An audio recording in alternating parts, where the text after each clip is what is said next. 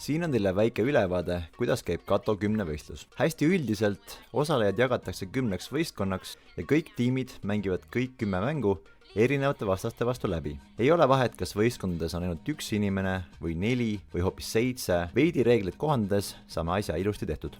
Esimese asjana sätime kõik mängud alale laiali. Mängude vahel võiks olla võimalusel ka veidi hingamisruumi. Kuna võistlus on jagatud nii-öelda 2 poolajaks, siis mängud võiks ka platsile panna nii, et esimese poole 5 mängu oleks lähestikku ja teise poole 5 mängu oleks lähestikku. Seejärel lähevad nende juurde maasse sildid mängu nimedega.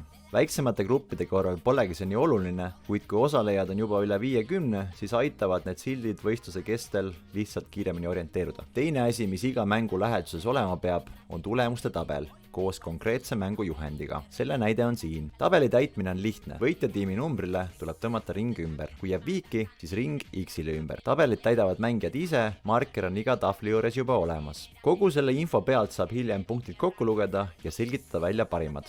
Mängu võidu eest saab 3 punkti, viigi eest 1 punkti, kaotusest 0. Plats on valmis, seejärel saabuvad mängijad. Tiimidesse võib neid jagada kuidas iganes soovite, loosiga pikkusjärjekorras vahet pole. Ainuke reegel on see, et võistkondi peab tulema kokku täpselt 10. Kui mõnda tiimi jääb näiteks 4 mängijat ja mõnda 3, pole sellest mitte midagi hullu. Mängukäiku see ei mõjuta. Aga ideaalis oleks hea, kui neis oleks enam-vähem võrdselt liikmeid, mitte nii, et ühes on 8 ja teises 1. Seejärel antakse igale tiimile juhendileht, kus on kirjas, kellega ja mis mängu nad millal mängima peavad. Selle näide on siin.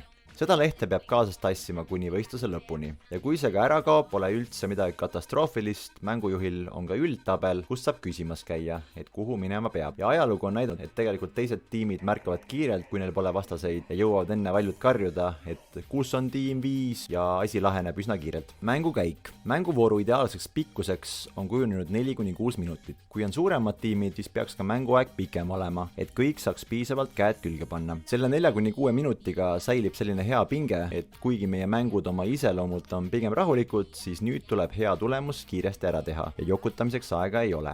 Iga vooru vahel on 2 minutit pausi. Selle ajaga tuleb panna tulemus tabelisse kirja ning leida platsilt oma järgmine mäng. Jällegi ajalugu on näidanud, et pigem on inimesed 1 minutiga juba valmis uut vooru alustama, kuid pikem paus tõmbab veidi tuure alla. Kes tahab, saab näiteks lonksu juua võtta.